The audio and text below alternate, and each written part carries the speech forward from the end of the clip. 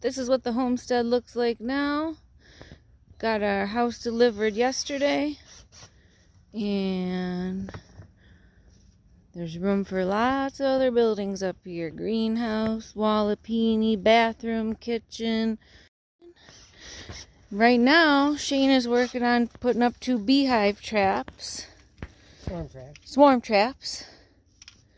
He's ordering bees from Skinny Bee Man. A couple to start out this year, but he also wants to try to trap a couple local swarms if he can. So Shane, why are you hanging these on a tree, and what kind of tree do you look for? I want a tree that's near the edge of the, not deep into the woods per se, but near the edge of the woods, because bees are gonna fly along an open area, and the scout bees are gonna be looking for a tree that's big enough to make a home. So that's one thing I look for, is a tree that could be big enough to have a colony use the inside of it.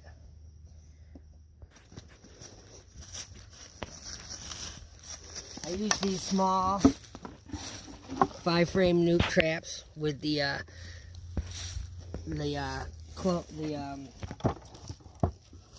gate here that you can close them.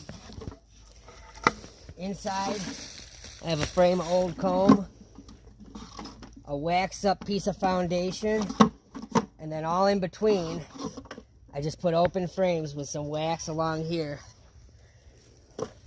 Why do you do that? When the scout bees are looking for a place to make home, they want to open. They look for an open area inside that's big enough to house their colony.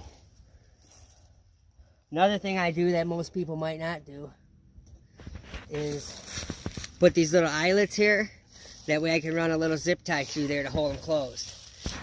That'll make sure the lid stays tightly on, and make sure it's an fairly airtight chamber for the bees. You want to make them feel as secure as possible if they're going to stay. Inside of the swarm trap, I'm going to put a swarm lure.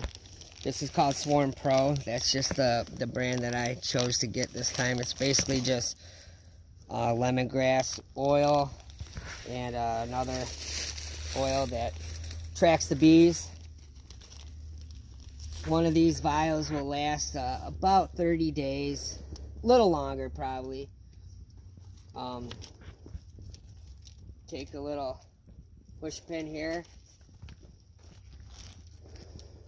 go into the lid, push a tiny hole through that lid,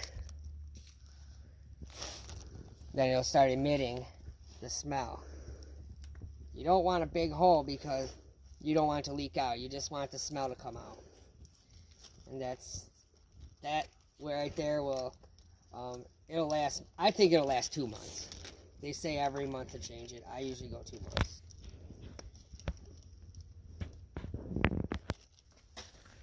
And then this here, I'll just put this inside here. I'm going to attach it to the frame and put it towards the back of the box. The Swarm Pro, when you buy it, they give you a free little bottle in a spray bottle here, which that's kind of cool. I'll probably keep buying from these guys because of that. Just put a couple squirts on the top of the frame right there, and put a little bit, one little squirt here in the entrance. And he also I tack my frames in place too, so the bees don't get them all spread out. That way the comb won't be too wild when I come back to check on it. Because I won't check on this for probably a whole month. He put little nails here to hold the 5 frames in place. Okay, so it's ready to hang now. I'm going to close it up with my zip tie eyelets here. And that way I know for a fact it's going to be secure until I come and cut it open. Even if it falls out of the tree, it'd still be secure.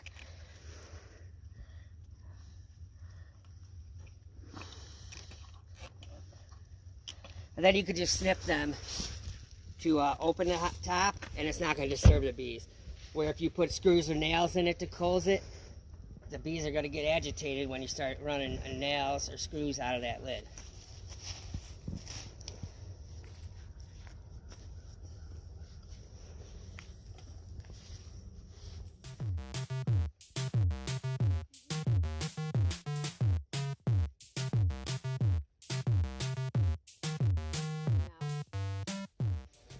It's the second week, or it's the end of the first week of February, which might be kind of early, but we're down here in central Tennessee where during the day it's been getting up into the 50s. So there are bees flying, even though it's down in the 30s in the morning.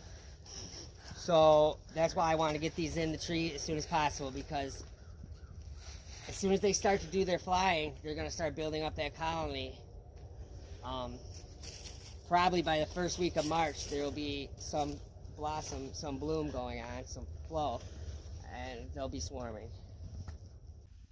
Okay, right now I'm working with very limited tools as far as woodworking tools, so I'm still ordering most of my woodenware. I bought these swarm traps online. They came with 2 struts to put on the tree to hang them with. The wood is so brittle, it's just shattering as soon as I run a screw through it. So we had to go to plan B. And I had a 2x6 just laying around, one piece of it. So I'm going to at least be able to hang one swarm trap here today. So you always got to make sure that your equipment is up to par, because you don't want that falling out of the tree. Is that what happened, right? Yeah, that's what would have happened. That's what would have happened if they broke. Oh, that's bad. Yeah, that's very bad. That's a lot stronger piece of wood. It's a little piece of pressure treated 2x6. Lot stronger, lot more length too, so it's really gonna help out a little bit better. Hooking the strap really tightly to the tree, because wind, rain, everything's gonna hit this thing for the next 2 months. Wow. Wait, and there you have it. This swarm trap is hopefully gonna net us a colony of bees. I'll leave it in here. Once I know for sure there's bees living in it, I will leave them in there for a full week. Come here early in the morning one night, and I'll close this little gate to the vent. And then I'll move them in the morning to the apiary. It's Brutal. just so funny.